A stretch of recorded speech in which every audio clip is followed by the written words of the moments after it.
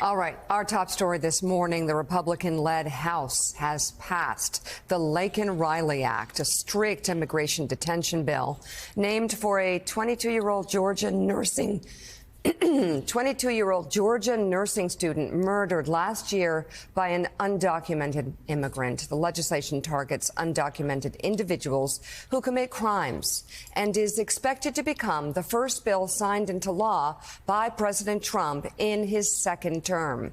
The House passed the bill 263 to 156, with 46 Democrats joining every Republican in support. The Senate passed the bill on Monday by a vote of 64 to 35. Which included 12 Democrats, among them Senators Gary Peters, Jon Ossoff, Jeanne Shaheen, and Mark Warner, all of whom are up for re-election next year.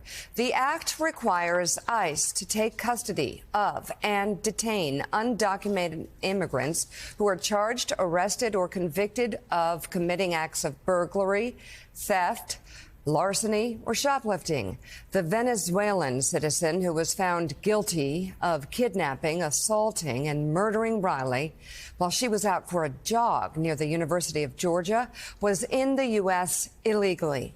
He had been cited for shoplifting by a Georgia police department, but ICE did not issue a detainer for him, and he was not taken into custody. So this is one of the first pieces of legislation passed.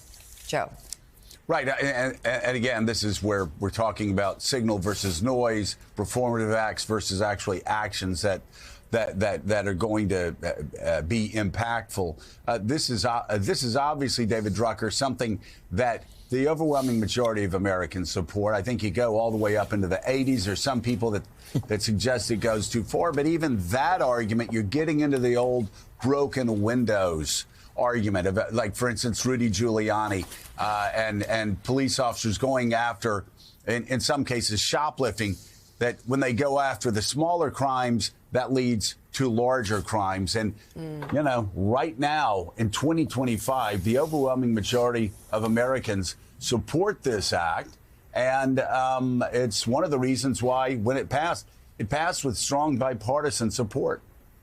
Yeah, look, if you want to, try and understand one of the reasons why Donald Trump was sent back to the White House after, everything that he said and did during his first term and in the aftermath of his first term, you don't have to look any farther than how, President Biden and the views of so many voters mismanaged border security.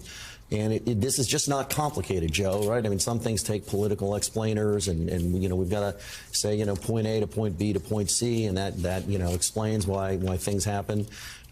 People of all political backgrounds, even if they draw different conclusions on exact policy prescriptions, are probably going to tell you that if you're in this country illegally and you commit crimes, that shouldn't happen, and the government ought to do something about it, particularly when it becomes an issue of public safety concern for so many voters. And so you saw the political marketplace at work here with Democrats in the Senate, where this needed 60 votes, participating with Republicans to advance this legislation. It was, of course, going to clear the Republican House, and the number of Democrats in the House that voted for this wasn't inconsequential. But it's the Senate that really tells you what's happening, where you have Democrats up for re-election in 2026 that help make sure this is law. One thing that I'd add, guys, is if the new president wants to have a real impact on immigration policy, it's going to happen through legislation like this versus executive orders, which are ephemeral and can be reversed when the next president takes office, particularly if that president's a Democrat and they take issue with some of the things that the current president's doing on immigration. And David, we actually saw that with Joe Biden. Think about all the executive orders that Joe Biden signed to reverse what Donald Trump put into effect.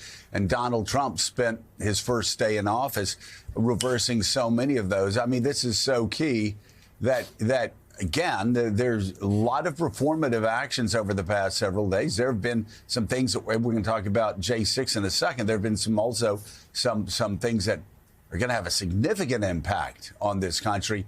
But if you're going to change immigration in particular, unilateral acts are only going to change things so much. It's legislation like this that actually is going to bend history. Correct. And President Trump actually understands what he's doing this time around. You may disagree with him, but when he came into the presidency the first time, he barely understood how Congress works. And I mean that at a very basic level. Just understanding the process, let alone do you get what you want or not. This time, he understands the process. He understands, as presidents before him did, how to exert executive authority that may be questionable, but presidents are never shy in using every piece of authority that they may or may not have, which stands in so different to Congress, which is happy to give power away to the executive and judicial branches.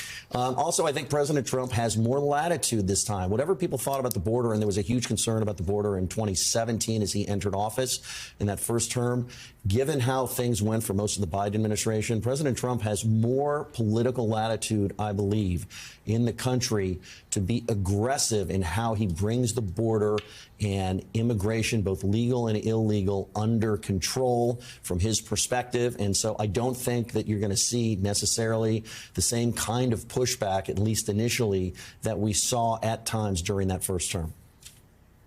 You know, Ed Luce, you've written about, and we discussed at length last time you were here, Joe Biden's tragic legacy. Of course, there are many points to that.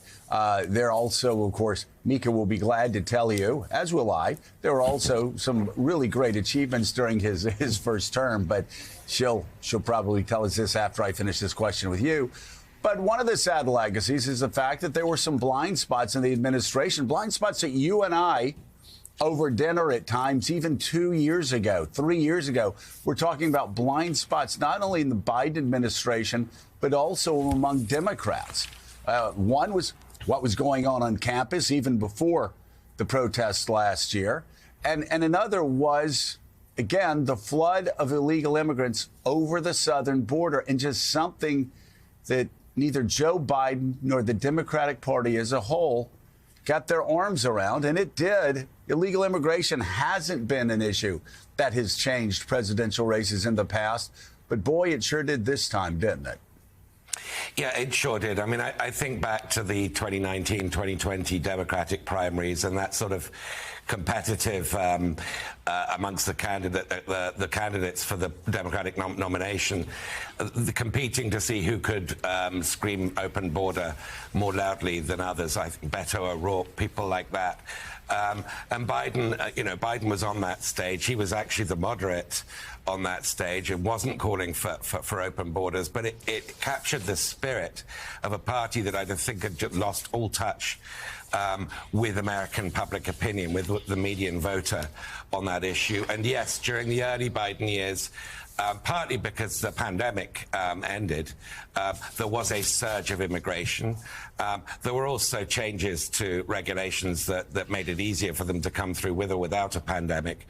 But that ended. By the end of the Biden term, we've had illegal immigration drop very, very sharply. It's a really eccentric precipitously, moment for President Trump to be declaring a national emergency. I think he's devaluing the word emergency. He's talking about an energy emergency, a crime emergency, a border emergency. On all these issues, Biden's left him a pretty good situation.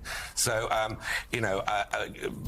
call me a pedantic, but I think the word emergency is being misused. Well, you're not alone. The conservative Wall Street Journal editorial page has pretty much said the same thing. Don't devalue the word emergency when right now, at this moment, there's not an emergency. Just like when Donald Trump got into office in 2017, illegal border crossings on the southern border were actually at 50-year lows. At the same time, he was talking about, and his supporters were talking about building the wall, building the wall. We've got to stop the invasion. They were at 50-year lows. They're not at 50-year lows now, but they are at 5-year lows. So to declare a national emergency at this time actually is the Wall Street Journal editorial page says, seems to be devaluing the word emergency. That said, at the same time, Mika, this is an issue that matters a great deal to Americans. You look at the Reuters poll we showed, the overwhelming majority of Americans want people that came here illegally who have committed crimes in America to be deported. That is where the overwhelming majority of Americans are right now. And that's why this legislation passed in such a bipartisan manner.